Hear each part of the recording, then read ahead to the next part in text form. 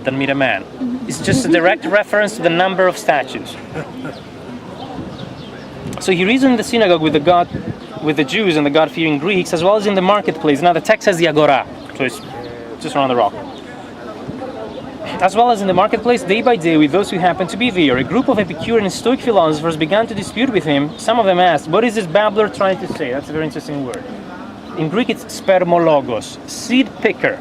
It can be translated as babbler. Now, you know what the Athenians thought about people who spoke too much? And the other thing was this. In the Athenian democracy, if I stood up in the beam and I said, okay, I have this idea, why don't we take the army and invade that place? If people agreed, I would be given the leadership. You go into it. It's not like I vote for somebody else to do it. So if I make it happen, I can take the credit. I'm a person that's responsible and credible. If I came back in defeat, next time I try to speak, everybody will be like, now you shut up, you're a babbler. On the other hand, if you have all the power in the world, you're a great athlete, and you don't have the brains, you're an ox. It's very powerful, but it's not that creative. That was the whole idea. So babbler is a very interesting word for this city. Spermologos also means seed picker as a bird. As a bird, sparrow probably. Now, seed picker as a bird, a sparrow. Not good. You cannot eat it. Does not sing, is not beautiful. Useless. That's what the Athenians thought about that. Another possible translation would be seed picker as a poor person that goes to the marketplace after the market is over, picking up the seed has fallen from the benches. No matter what, that was not something very polite. They were kind of ironic here. Others remark, he seems to be advocating foreign gods. The exact term is demons. When demon in Greek did not have a bad meaning back then. It's an entity that knows a lot. Demon was Zeus to them.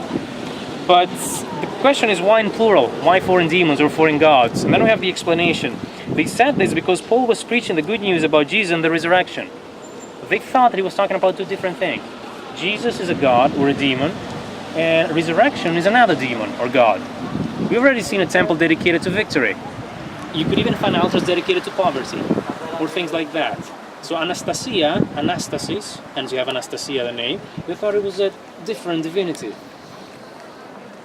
No, different polytheistic, of course. Then they took him and brought him to the Areopagus, where they said to him, may we know what these new teachings that you're presenting? You're bringing some strange ideas to our ears, and we want to know what they mean. All the Athenians and the foreigners who live there spend their time doing nothing but talking about and listening to the latest ideas. Very accurate description of Athens in Roman times. You come here to study. Paul then stood up in the Areopagus, in the middle of the Areopagus, and said, men of Athens, I see that in every day you're very religious. For as I walked around and looked carefully at your objects of worship, I even found an altar with this inscription, to an unknown God. Now what you worship is something unknown, and I'm going to proclaim to you. And this is something that needs particular attention, because the Athenians were not the only people that had an unknown God altar in the city. The question is, why did the Greeks have such an altar in the first place? The easiest explanation is that in a polytheistic society, just to have all your bases covered, just have an unknown God, and the unknown God will claim for himself, everybody's happy, we are safe, everybody's worshipped. Some other archaeologists have proposed that it has to do with mystery cults.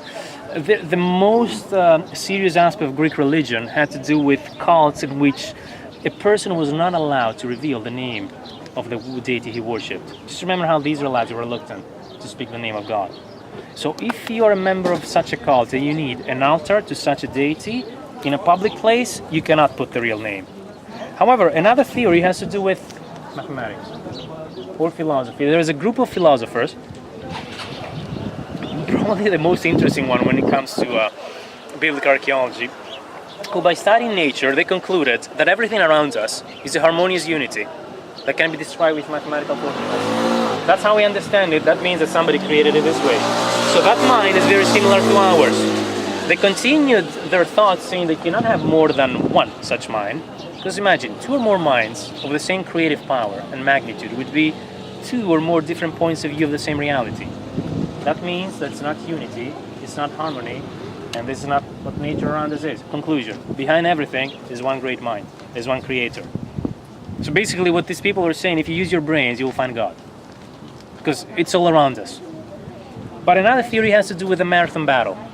And that's what the Athenian history comes into play. And it's very interesting that Paul here is not using a single thing taken from the Old Testament. It would have meant nothing to them. He's not in a synagogue, but he's using Greek arguments on a Greek-speaking or a Greek-cultured audience. What Paul says, that I'm using everything I can find. You find all sorts of excuses. He became a Jew to the Jews, a Greek to the Greeks. Marathon battle, the Persians land, the Athenians send their troops. They're scared to death. So what do you do when you're scared to death about an enemy? You call the Spartans. If they cannot do it, that's it. It's impossible. So they sent a messenger. As the messenger was running in a mountainous area in southern Greece, he met Pan. Pan is a half-man, half-goat god, who said to him, you know something, I'm very disappointed with you Athenians because I've always been by your side, but you have forgotten me completely. But in the events that are about to happen, I'm still going to be by your side. He reported this strange encounter, and everybody was kind of perplexed. What's the meaning of this encounter? They say that in the Marathon battle, in which the casualties were 6,200 or 400 on the Persian side and 192 from the Athenians, despite being fought in the plains. The Athenians, quite a few of them, claimed that had seen visions. They said that the gods had been by their side. By the way, if you happen to have a Greek euro on you, it's still commemorated in that, the Marathon battle, just in case I have one. No, take this. If you have a Greek euro, you can recognize as having the owl. An owl and a branch of an olive tree and a little, tiny little moon. That's Artemis. That's in the Athenian coin minted in the commemoration of the Battle of Marathon. They said that one of the attributes of Pan was that he could instill great terror to a great number of people. Now, the terror instilled by Pan is called a panic fear. So when panic broke in the Persian ranks, they thought that god had been by their side. But the most interesting theory is this. 700 years before Paul was here, and it seems that Paul was pretty well aware of that story. By the way, have anybody read a book that's called Eternity in Their Hearts? Because that's how the book starts. It's written by an American. 700 years before Paul was here, there was this plague in Athens in which people died, a lot of them. They tried medicine, it failed. They tried religion, it failed. So at some point they asked Epimenides, a man from Crete, from whom they said that he'd lived like 200 years, and everybody agreed that he was a saint of the ancient Greeks. A very interesting figure that you do not much about him.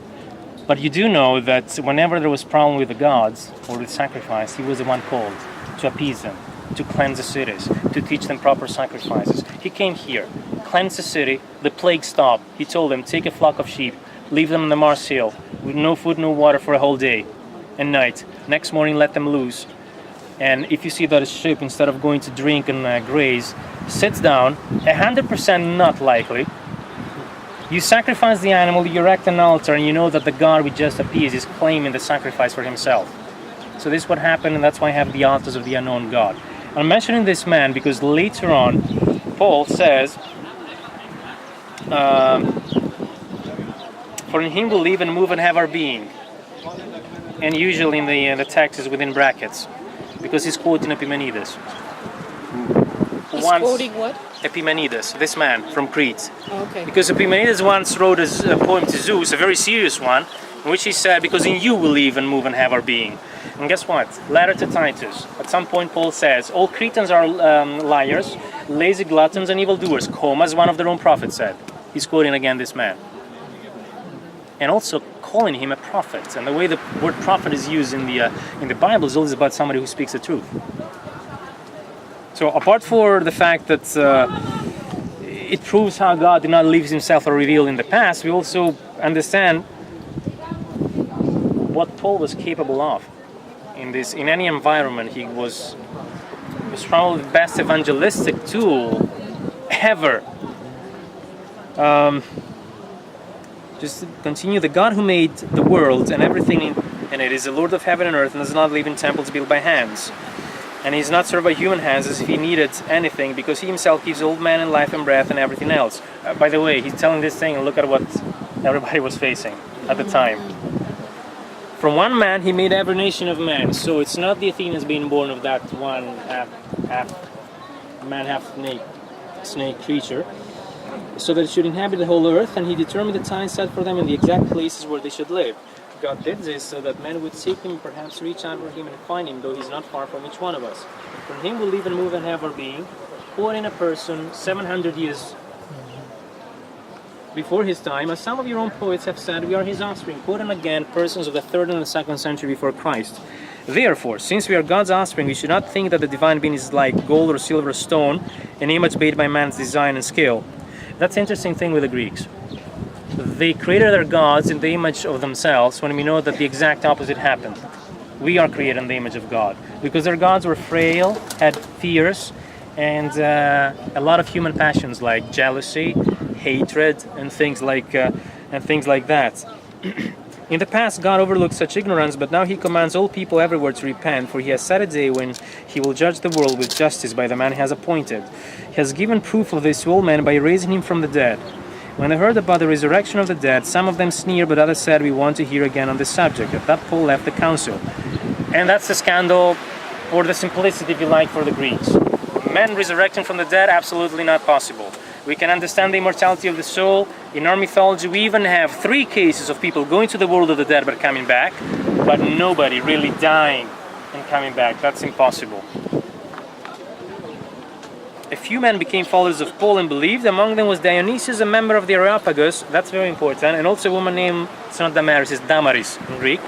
And a number of others. Usually when a woman is mentioned for, it's famous, or it's quite famous, if you like, quite known. Now, we don't know what's the case with Damaris, but the reference to Dionysius, the Areopagus, is very, very interesting, because in the 19th century, had lots of people who said that Christianity, it was simply another Jewish sect that became widespread and extremely popular because it applied to the poor and the slaves. That is, if you don't have a good life, you're going to be a Christian because it's promising you a better afterlife.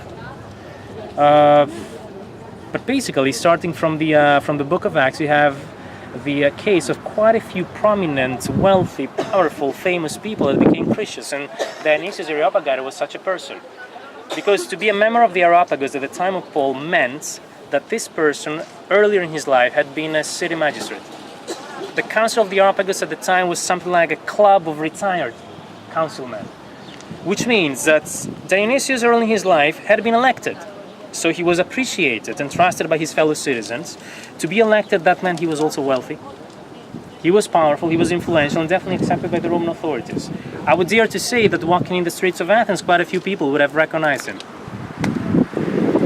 Later on, tomorrow, we'll see that in Corinth, the city, the curator of public works, or the treasurer of the city of Corinth, one of the wealthiest of the empire at the time, was also a Christian, Erastus. Which again is an answer to those who said that wealthy, powerful people do not need salvation. Now, the other thing that they often say is this. Paul stayed here for a very short time. It's not mentioned how much. But then he went to Corinth. And we know that he stayed 18 months there.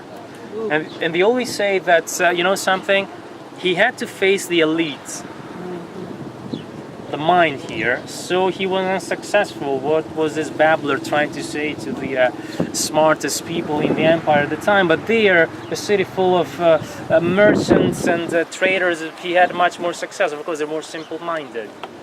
Well, there are 2 things we have to say about that. First of all, if you compare Athens with Corinth at the time, Corinth was at least 4 or 5 times bigger than Athens.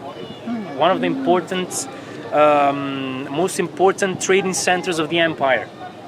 So if you want to spread a plague, you don't go to Harvard, you go to New York.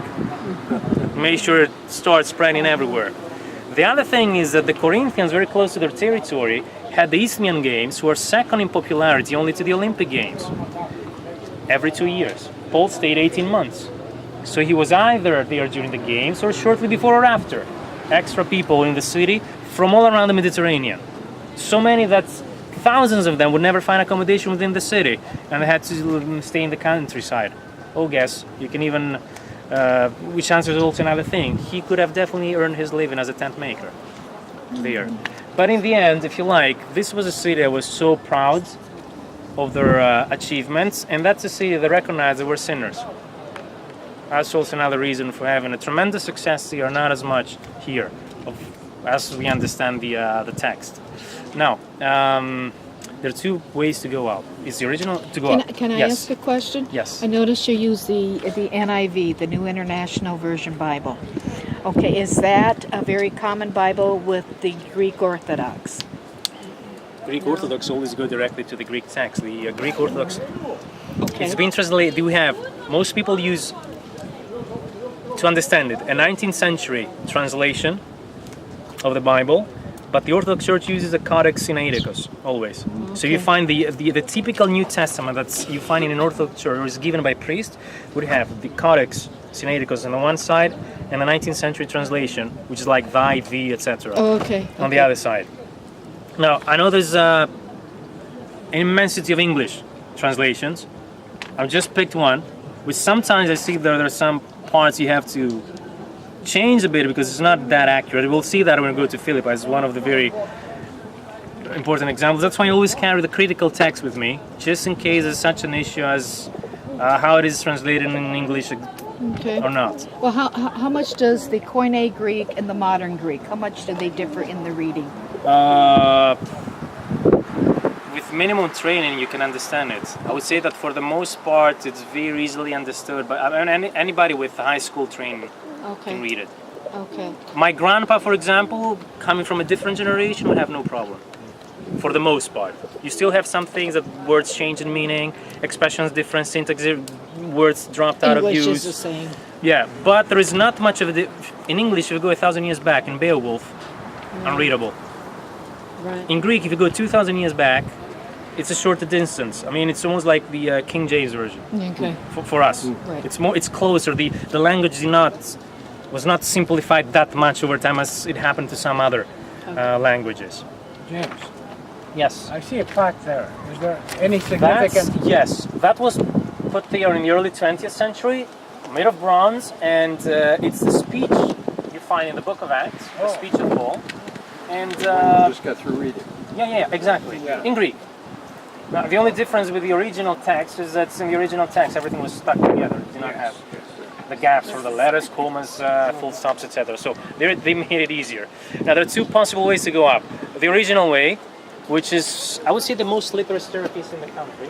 And there's also the Live Long and Prosper staircase. Yeah. Basically. I have to warn you, if it's